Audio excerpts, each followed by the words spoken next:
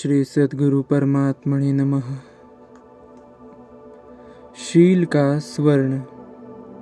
स्वामी दयानंद जिस प्रकार जीर्ण शीर्ण परंपराओं और स्थापित हितों का विरोध करते थे, उसे देखकर अनेक दकियानुसों को मन में चुभन होती थी। उन लोगों ने दयानंद जी की तेजस्विता घटाने के लिए तरह तरह के प्रयत्न किए। इसी प्रकार के एक बेवकूफ़ी भरे प्रयाण में उनको जहर देकर मार डाला गया। स्वामी जी के बारे में स्वामी श्रद्धानंद ने कहा है, जो अधकचरे व्यक्ति चरित्र भ्रष्ट थे, वे भला इस शुद्ध सोने को कैसे पहचान सकते हैं, जिनमें सार असार के पहचानने की शक्ति नहीं, वे चरित्र कहाँ से गढ़ सकते हैं। ऐसे सत्य को पहचानने के लिए भी तो अपने में सत्व होना चाहिए। स्वयं जिसमें संतत्व का अंश नहीं, संत के संतत्व को वह अभागा जान भी कैसे सकता है।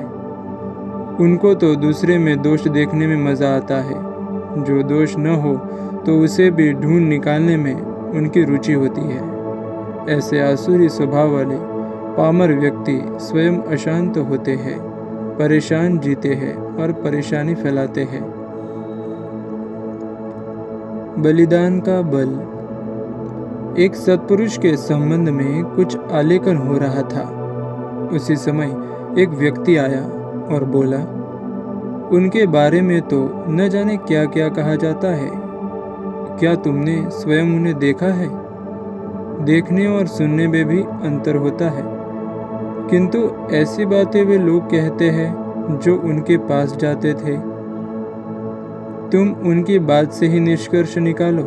सच्चा मित्र वह है जो अपने मित्र के बारे में असंगत विचार न प्रकट करे।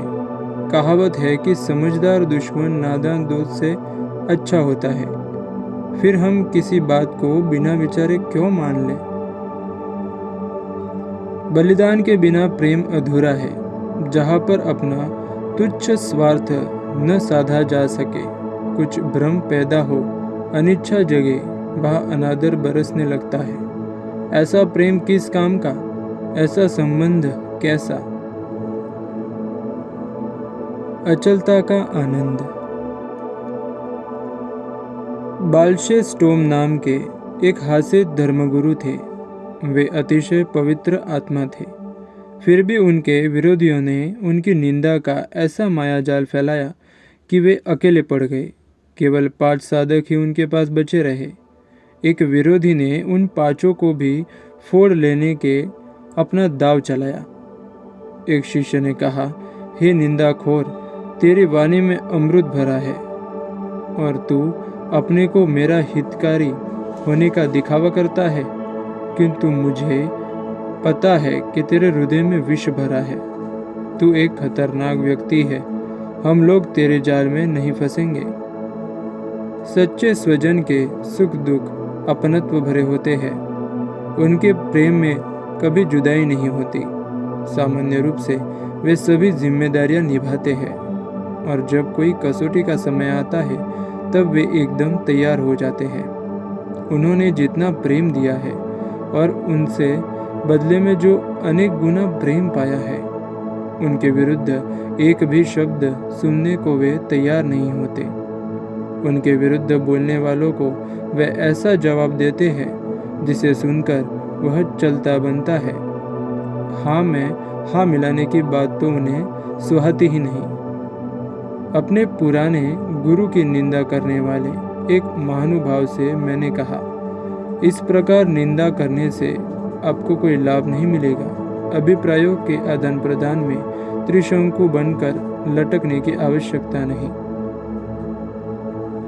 लुढ़कने वाला बनकर आमने सामने टकराने की आवश्यकता नहीं है।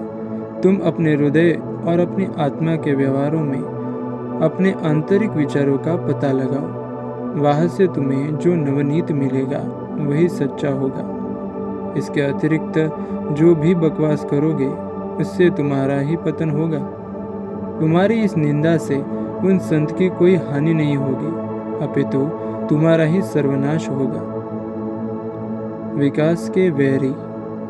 यह सत्य है कि कच्चे कान में के लोग दुष्ट निंदकों के वाकजाल में फंस जाते हैं। जिस व्यक्ति ने अपने जीवन में आत्मशांति देने वाला, परमात्मा से जोड़ने वाला कोई काम नहीं किया है, उसकी बात सच्ची मानने का कोई कारण ही नहीं है।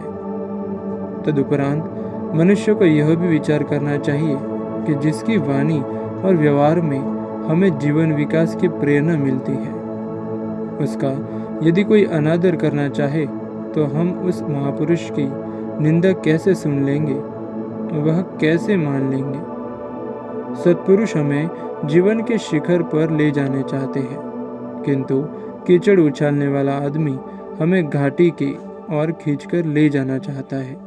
उसके चक्कर में हम क्यों फंसे? ऐसे अधम व्यक्ति के निंदाचारों में पड़कर हमें पाप की गठरी बांधने ही की क्या आवश्यकता है? इस जीवन में तमाम अशांतियां भरी हुई है। उन अशांतियों में वृद्धि करने से क्या लाभ? तलहटी में जाने वाले महान चिंतक इमर्सन से उसके किसी मित्र ने कहा, एक व्यापारी आपकी घोर निंदा करता और कई लोगों उसके साथ जुड़े हैं। इमर्सन बोले, वह व्यापारी भले ही मेरी निंदा करे, किंतु तुम क्यों उसकी निंदा करते हो? हमारे पास अनेक अच्छे काम हैं। हमारे जीवन का विकास करने की, सत्व के मार्ग पर चलने की बड़ी बड़ी जिम्मेदारियां पड़ी है। उनको छोड़कर ऐसे व्यर्थ की चर्चाओं में समय देने की क्या आवश्यकता?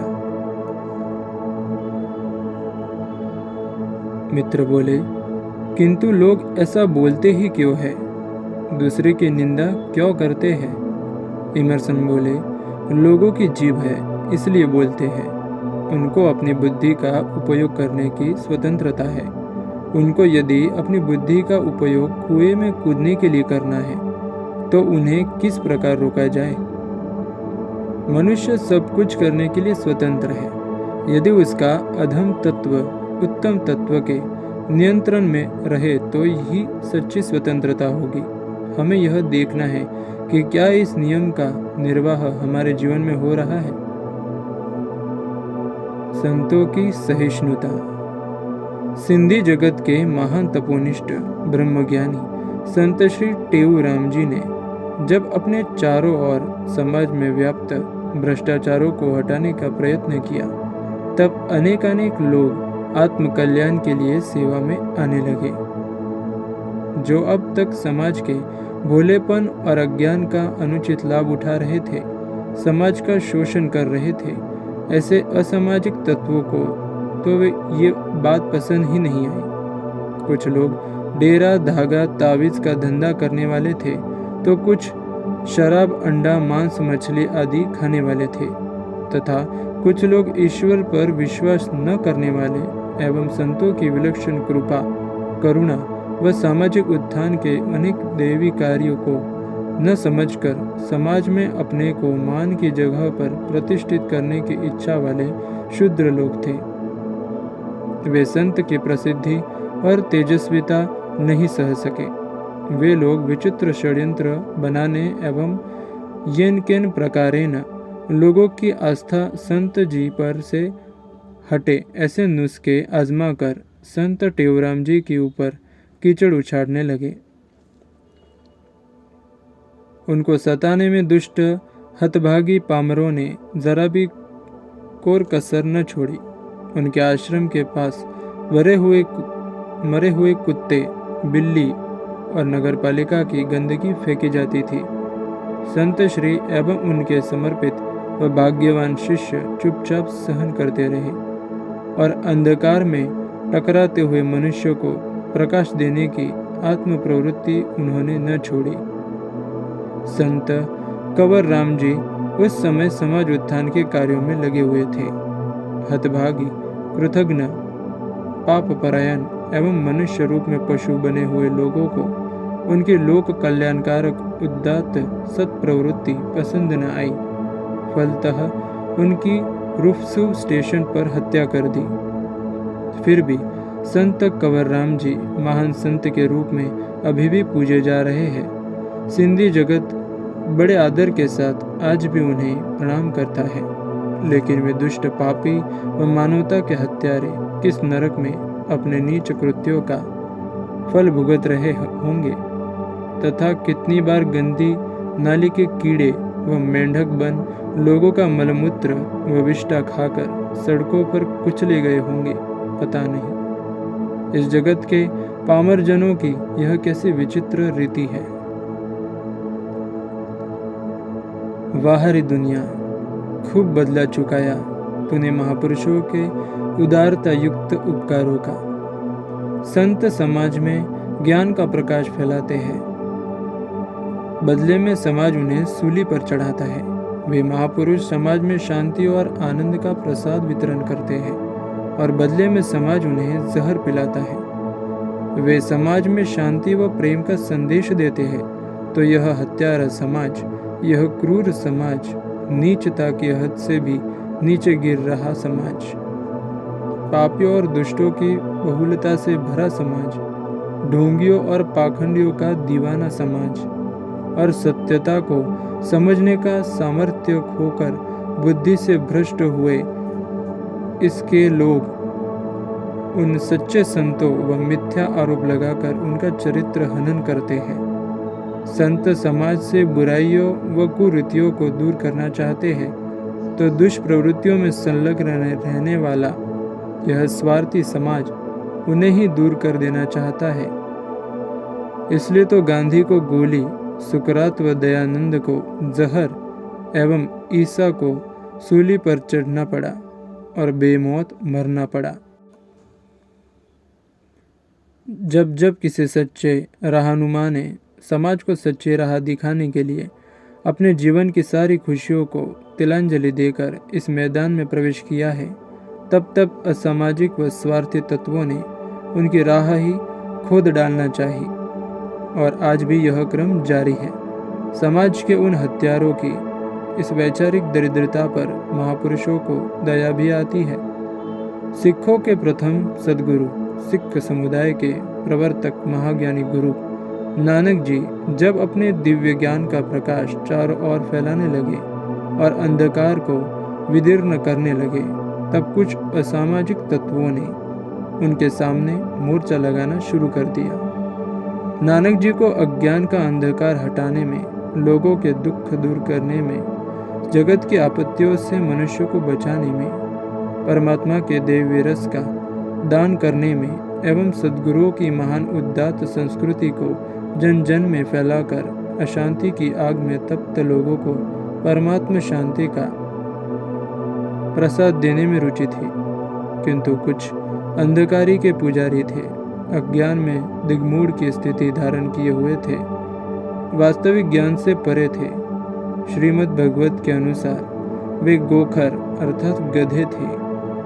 श्री कृष्ण की गीता के अनुसार वे आसुरम भावम आश्रितः थे, तो भगवान शंकर जी की गुरु गीता के अनुसार वे पाखंडी, पाप में रत एवं नास्तिक थे।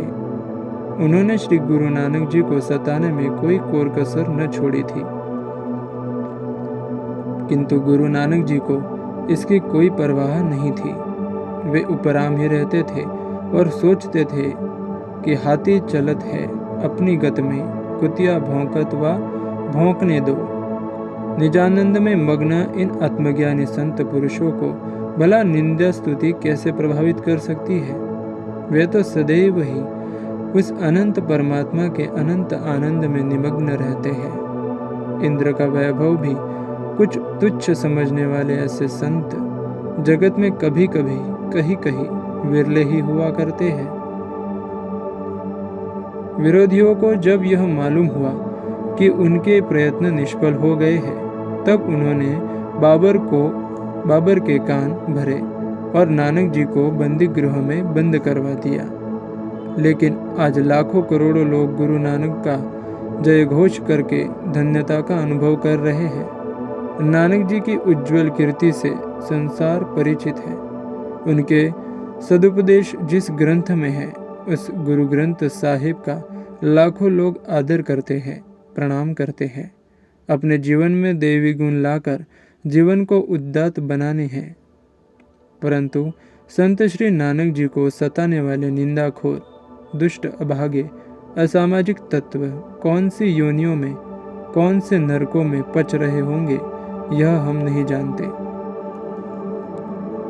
भारतवर्ष का इससे अधिक बढ़कर और क्या दुर्भाग्य हो सकता है कि यहाँ के निवासी अपनी ही संस्कृति के रक्षक व जीवन आदर्श, ईश्वर तुल्य आत्मरामी संतों व महापुरुषों की निंदा, चरित्र हनन व उनके देवी कार्यों में विरोध उत्पन्न करने के दुष्कर्मों में संलग्न बनते जा रहे हैं। यदि यही स्थिति बनी रही तो वह दिन दूर नहीं जब हम अपने ही हाथों से अपनी पावन परंपरा व शीर्ष रीति आचारों को लूटते हुए देखते रह जाएंगे, क्योंकि संत संस्कृति के रक्षक, उच्च आदर्शों के पोषक व अज्ञान अंधकार के शोषक होते हैं। और जिस देश में ऐसे संतों का अभाव या अनादर होता है, इतिहास गवाह है कि या तो वह राष्ट्र स्वयं ही मिट जाता है अथवा उसकी संस्कृति ही तहस नहस होकर छिन्न भिन्न हो जाती है, और स्वाधीन होते हुए भी उस राष्ट्र के वासी स्वयं को पराधीन समझते हुए ही जीवन यापन करते हैं। एक समय था जब भारत में संतों व महापुरुषों का अत्यधिक आदर कर, उनके उपदिष्ट मार्ग का अनुसरण कर तथा उनके वचनों में श्रद्धा एवं उनके देवी कार्यों में सहभागिता निभाकर देशवासी मंगलमय, शांति व समृद्धि से युक्त निश्चिंत जीवन यापन करते थे। लेकिन जब से देशवासियों ने पाश्चात्य जगत के चकाचौंध दूषित वातावरण से प्रभावित होकर महापुरुषों का सानिध्य विस्मृत करके उनके महान व सात्विक कार्यों का विरोध व निंदा आरंभ की है, तभी से इस देश में नैतिक मूल्यों की निरंतर गिरावट बनी हुई है तथा नित्य प्रति मानवीय जीवन से उदारता, दयालुता, पवित्रता, आरोग्यता, निश्चिंतता, समता, प्रखर बौद्धिकता आदि सद्गुणों का ह्रास हो रहा है। मूर्खता की सीमा, मनुष्य ही हीन वृत्ति तथा निंदक भावना भूतकाल में ही नहीं थी, अपितु यह विकृत प्रवाह आज भी देखा जाता है। व्यवहार में वेदांत को कैसे उतारना, जीवन में किस प्रकार जोड़ना और सत्व के विकास के साथ निर्मल जीवन किस प्रकार जीना, इन विषयों पर बोधक उपदेश देने वाले, अनेक प्राणियों के भाग्य बदलने वाले पूज्यपाद संत श्री आसाराम जी महाराज के संबंध में भी कुछ अबुध गिनगिनाए लोग उल्टी बातें करते रहते हैं। देश भर में फैले पूज्यश्री के अनेकों आश्रम तथा श्री योग वेदांत समिति की विभिन्न शाखाओं के माध्यम से जीवन के सर्वांगीण विकास, आदिवासी उत्थान, नारी शक्ति जागृति, व्यसन मुक्ति अभियान, निर्धनों की सहायता, आसन प्राणायाम के माध्यम से रोग निवारण, आयुर्वेदिक औषधि निर्माण, सत्संग कीर्तन द्वारा समाज में आध्यात्मिक की भावना को चिरस्थायी बनाते हुए विचार प्रदूषण समाप्त करने तथा जप ध्यान द्वारा आत्मविकास एवं सेवा कार्यों द्वारा आत्मनिर्माण व जीवनोत्थान के अनेकानेक प्रवृत्तियां चलती है, जिनके द्वारा व्यक्ति, समाज, गांव, राज्य, देश एवं अंततः विश्व का उत्थान होता है, कल्याण होता है, शांति व प्रेम का साम्राज्य फैलता है, वैर, घृणा, द्वेष, मारकाट एवं अशांति को तिलांजलि मिलती है। गणतंत्र के स्तंभ के रूप में पहचाने जाने वाले प्रचार माध्यम भी आज सत्यान्वेषण का सामर्थ्य खोकर जनमानस में सस्ती लोकप्रियता करने के लिए असत्य व भ्रामक समाचारों के प्रकाशन में संलग्न होकर रवि रश्मि के प्रचंड तेज समुज्वल ऐसे महापुरुषों के व्यक्तित्व पर कीचड़ उछालकर उनका चरित्र हनन कर रहे हैं। पत्रकारों के पवित्र पेशे को चंद असामाजिक तत्वों द्वारा भी हाथ में लिए जाने के कारण समाचार पत्र पत्रिकाओं की निष्पक्षता युक्त उज्जवल छवि पर बहुत आघात पहुंचा है। अपनी कलम का व्यवसायीकरण करने में ऐसे कुछ तथाकथित पत्रकार लोग सत्य पर प्रकाश डालने का सामर्थ्य खोकर अपने असत्य आचार युक्त संदिग्ध व्यवहार द्वारा ईश्वर संतों व महापुरुषों के प्रति बनी जनता की श्रद्धा को खंडित कर उन्हें अपने पावन पद से भ्रष्ट करने का कुकृत्य कर रहे हैं। सत्य के पक्षधर पत्रकार व समाचार पत्र जगत में लोकप्रियता के शिखर की ऊंचाइयों को दिन प्रतिदिन सफल होकर छूते जाते हैं। वह समाचार जगत में ही नहीं अपितु मानव मात्र के हृदय में भी आदर व सम्मानजनक स्थान प्राप्त करते हैं।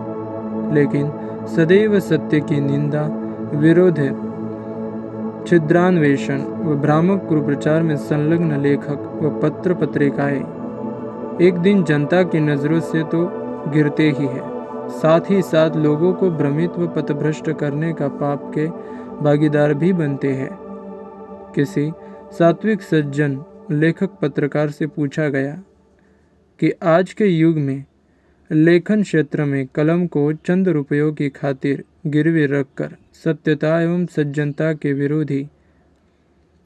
विरुद्ध राष्ट्र विरोधी ताकतों तथा असामाजिक तत्वों के इशारों पर जो अनर्गल व अश्लील कुप्रचार किया जा रहा है, उसमें आप भी सम्मिलित होकर लाभ प्राप्त क्यों नहीं करना चाहते? वे कोई विद्वान, सुलझे हुए व चिंतक लेखक थे। उन्होंने तपाक से उत्तर दिया, मैं अपनी कलम में स्याही भरकर लिखता हूँ, पेशाब नहीं। प्रचार मीडिया आज के उस नाजुक दौर में, जबकि भारतीय संस्कृति को समूल नष्ट करने के राष्ट्रव्यापी षड्यंत्रों की व्यूह रचना की जा रही है, संतों व महापुरुषों के अनुभवों एवं दिव्य ज्ञानामृत को लोकहित में प्रचारित प्रसारित कर ऋषि मुनियों द्वारा स्थापित आदर्शों व सिद्धांतों की जितनी अच्छी तरह से रक्षा कर सकता है, उतना देश का अन्य कोई साधन नहीं कर सकता। तथा यही मीडिया असत्य अनर्गल कुप्रचारों के फैलावे से राष्ट्र का जितना विनाश कर सकता है, उतना अन्य कोई साधन राष्ट्र को पतन के गर्त में नहीं धकेल सकता है। विदेशी प्रचार मीडिया ने जब वहाँ के महापुरुषों व संतों की निंदा व अनादर का अनर्गल कुप्रचार आरंभ किया, तो वहाँ की जनता दिग्भ्रमित व पथभ्रष्ट होकर उनके उपदिष्ट मार्गों पर चलना छोड़कर दिशा विहीन हो गई। यही कारण है कि वहाँ के मानवीय जीवन में आज अत्यधिक उच्छृंखलता व पाशविक प्रवृत्तियों का समावेश होकर उनकी अपनी संस्कृति का विनाश हो गया है और वे धर्म, सत्य, शांति व आनंद की खोज में भारत के ऋषि मुनियों तथा संत महात्माओं का आश्रय पा रहे हैं। और एक हम है जो उनके सिद्धांतहीन आचरणों का अनुसरण करते हुए महापुरुषों के विरोध द्वारा अपने ही पैरों पर अपने ही हाथों से कुल्हाड़ी मार रहे हैं। आज समाज और राष्ट्र अपनी अधोगति की सीमा पर खड़े हमें ललकार रहे हैं कि ओ चंद रुपयों के पीछे अपनी जिंदगी बेचने वालों, भारत की सनातन संस्कृति पर पश्चिम की नग्नता का प्रहार करने वालों, मांसलता और मादकता की धुन पर थिरक कर अपने चरित्र को भ्रष्ट करने वालों, ओ संतों के निंदकों, ओ भारत माता के हत्यारों, जरा संतों की महिमा को तो पहचानो। हटाओ इतिहास और झांक कर देखो अपने पन्नों में और तलाशो की 1000 बरस की लंबी गुलामी के दौरान विदेशों आक्रांताओं के बर्बरतापूर्वक किए गए एक से बढ़कर एक भीषण आक्रमणों व अत्याचारों के बाद भी सभी प्राचीन उदात्तता, नैतिकता और आध्यात्मिकता का जन्मस्थान रहा यह भारत और उच्च आदर्शों से युक्त इसकी पावन संस्कृति यदि नहीं मिटी है तो इसके पीछे किसका हाथ है? यह है इस देश में विचरण करने वाले इन्हीं दैवतुल्य ऋषिगणों, सद्गुरुओं व महापुरुषों की करुणा कृपा का फल है, जिनके वेदांती ज्ञान ने अनेकानेक प्रतिकूलताओं के बाद भी समग्र राष्ट्र को एकता के सूत्र में पिरोए रखा है। यह देश इन ऋषियों के ऋणी से कभी ऊर्ण नहीं हो सकता। बड़ी विचित्रता है कि कुछ निहित स्वार्थी असामाजिक तत्वों को उन्नत जीवन अपनाने और अज्ञान से परे रहने की ऐसी आध्यात्मिकता प्रवृत्तियां पसंद नहीं है। जनता की श्रद्धा को ठेस पहुंचाने वाले और अपने स्वार्थ के लिए अनेक लोगों का अकल्याण करने वाले ये हीन स्वभाव के व्यक्ति अपने जीवन को सत्य पथ के विचलित करते हैं। ये लोग अपना उल्लू सीधा करने के लिए अपनी मर्जी के मुताबिक असत्यों का फैलाव करने में तनिक भी नहीं शर्माते। जिन्होंने सनातन धर्म के साहित्य को बड़े सेवा भाव से और अति अल्प मूल्य में देश प्रदेश में घर घर पहुंचाया है, ऐसे परोपकार मूर्ति गीता प्रेस गोरखपुर के जीवनदाता श्री जयदयाल जी और श्री हनुमान प्रसाद जी पोद्दार भाई जी जैसे पवित्र आत्माओं के लिए भी कुछ का कुछ बकने वाले लोग बकते रहते हैं। ऐसे दुष्टों की वंश परंपरा संसार में बढ़ती ही रहती है। उनके लिए महात्मा ईसा के शब्दों में हम इतना ही कह सकते हैं, हे परमपिता तू इन्हें क्षमा कर, क्योंकि वे नहीं जानते कि स्वयं क्या कर रहे हैं। विकास के रवैयों से सावधान। कपिलवस्तु के राजा शुद्धोदन का युवराज था सिद्धार्थ। यौवन में कदम रखते ही विवेक और वैराग्य जाग उठा। युवान पत्नी यशोधरा व नवजात शिशु राहुल की मोह ममता की रेशमी जंजीर काटकर महाभिनिष्क्रमण गृह त्याग किया। एकांत अरण्य में जाकर गहन ध्यान साधना करने अपने साध्य तत्व को प्राप्त कर लिया। एकांत में तपश्चर्या और ध्यान साधना से खिले हुए इस आध्यात्मिक कुसुम की मधुर सौरभ लोगों में फैलने लगी। अब सिद्धार्थ भगवान बुद्ध के नाम से जनसमूह में प्रसिद्ध हुए। हजारों हजारों लोग उनके उपदिष्ट मार्ग पर चलने लगे और अपनी योग्यता के मुताबिक आध्यात्मिक यात्रा में आगे बढ़ते हुए आत्मिक शांति प्राप्त करने लगे। असंख्य लोग बौद्ध भिक्षुक बनकर भगवान बुद्ध के सानिध्य में रहने लगे। उनके पीछे चलने वाले अनुयायियों का एक संघ स्थापित हो गया। चहुं और नांद गूंजने लगा।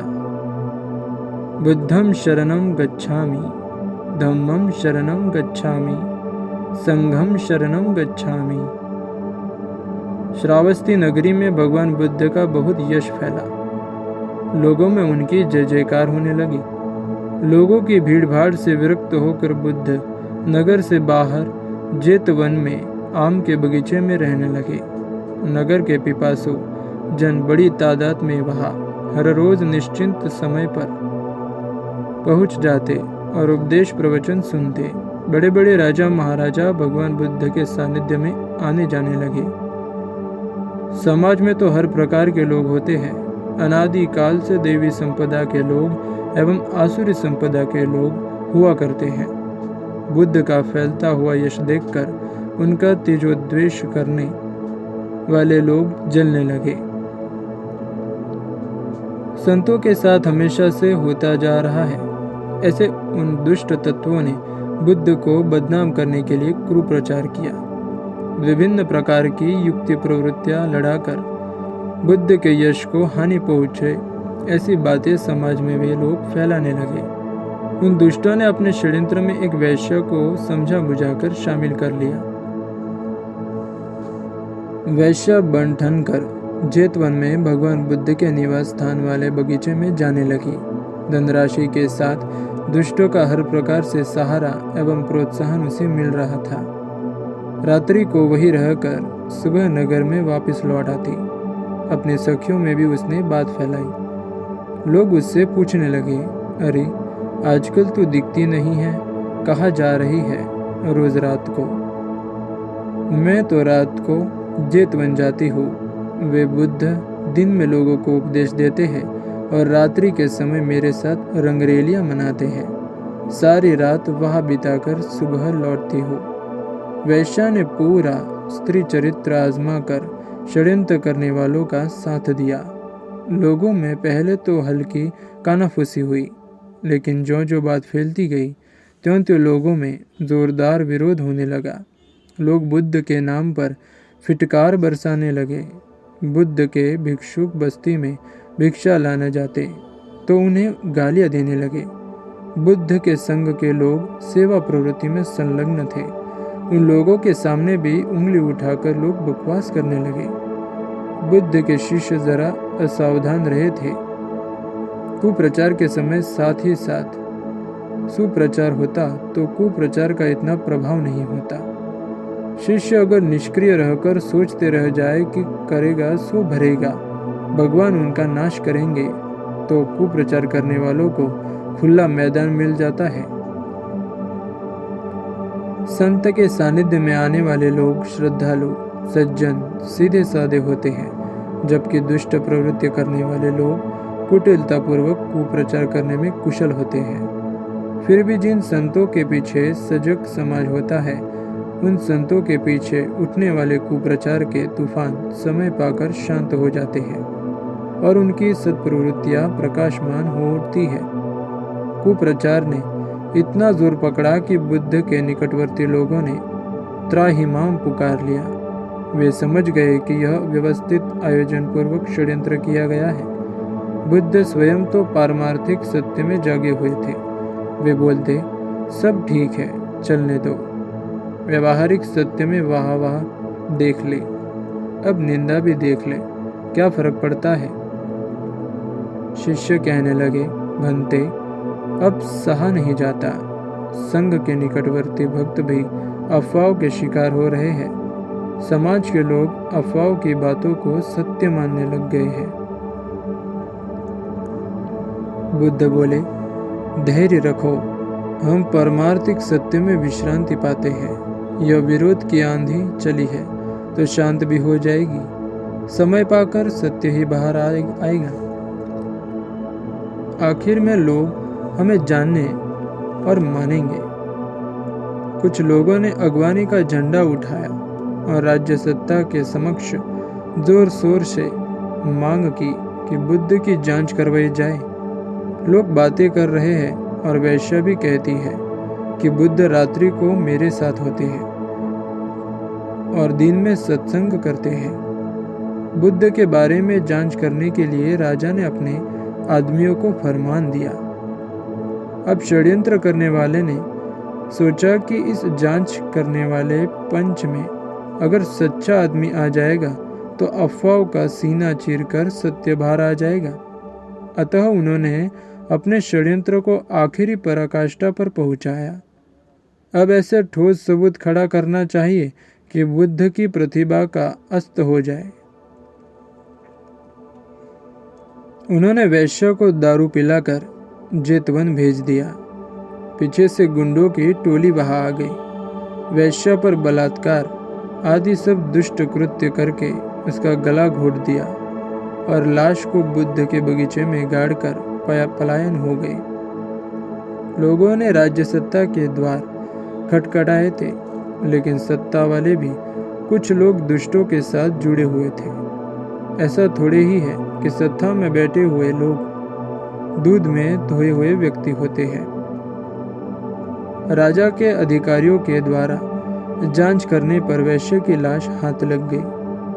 अब दुष्टों ने जोर शोर से चिल्लाना शुरू कर दिया, देखो, हम पहले ही कह रहे थे। वैश्य भी बोल रही थी, लेकिन तुम भगतड़े लोग मानते ही नहीं थे। अब देख लिया ना। बुद्ध ने सही बात खुल जाने के भय से वैश्य को मारकर बगीचे में गड़वा दिया। न रहेगा बांस, न बजेगी बांसुरी, लेकिन सत्य कहाँ छिप सकता है। मुद्दा माल हाथ लग गया। इस ठोस सबूत से बुद्ध की असलियत सिद्ध हो गई है। सत्य बाहर आ ही गया। लेकिन उन मूर्ख को पता ही नहीं कि तुम्हारा बनाया हुआ कल्पित सत्य बाहर आया। वास्तविक सत्य तो आज 2500 वर्ष के बाद भी वैसा ही चमक रहा है।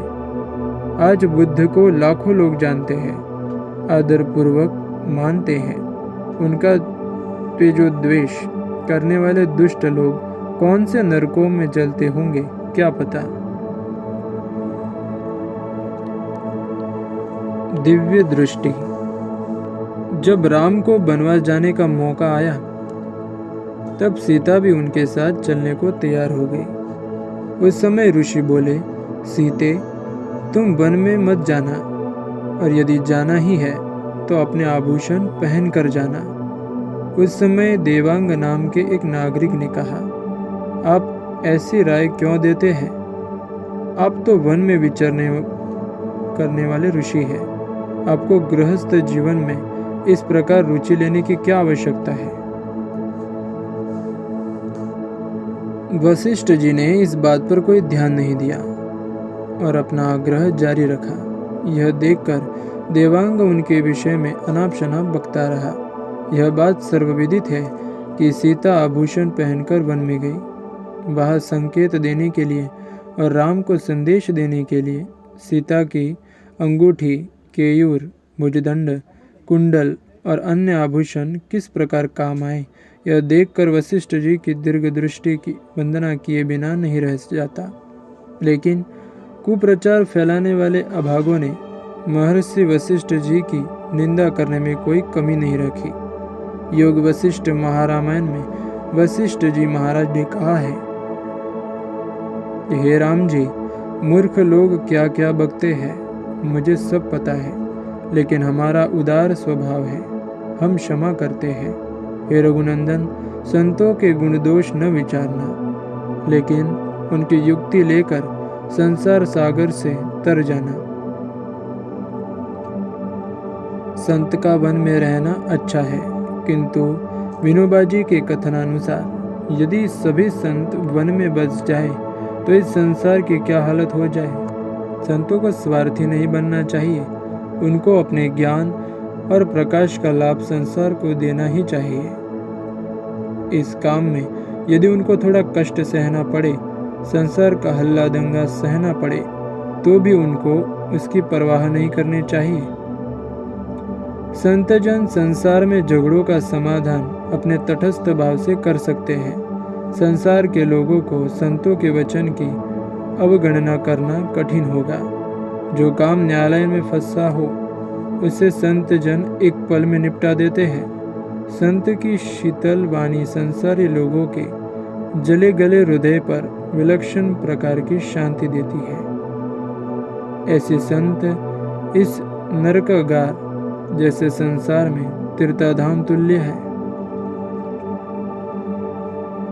जीवन की सार्थकता। अनेक वर्ष पूर्व मानो अदृष्ट से सत्य की एक किरण मिली थी। जीवन है तो उसमें जख्म तो होने ही वाले हैं, और संग्राम है इसलिए उसमें कुछ कष्ट तो उठाना ही पड़ेगा।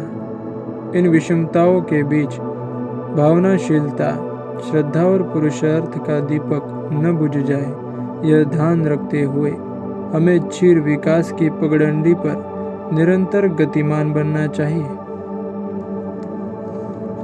हमें तो केवल प्रकाश ही ग्रहण करना चाहिए।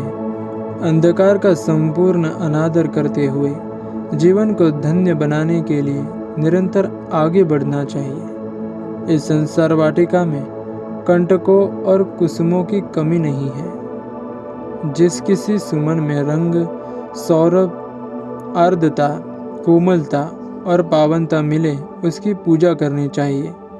कुप्रचार और अफवाहों का शिकार बनकर मानव जीवन बर्बाद नहीं करना चाहिए, अपितु संतों के देवी कार्यों में साझीदार बनकर अपने 21 पीढ़ियों का कल्याण करना चाहिए।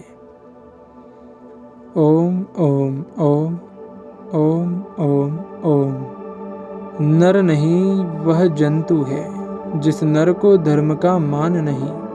व्यर्थ है वह जीवन जिसमें आत्म तत्व का ज्ञान नहीं। चांदी के चंद टुकड़ों पर अपनी जिंदगी बेचने वालों, मुर्दा है वह देश जहाँ पर संतों का सम्मान नहीं। ओम ओम ओम ओम ओम ओम। हरि ओम।